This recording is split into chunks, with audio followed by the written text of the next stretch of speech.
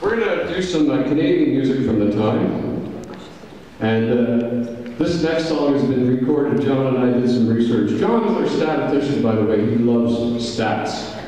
And this song was recorded 24 times by 24 different bands. And we did it first because it's a Canadian song, and this is a song by Ian Tyson.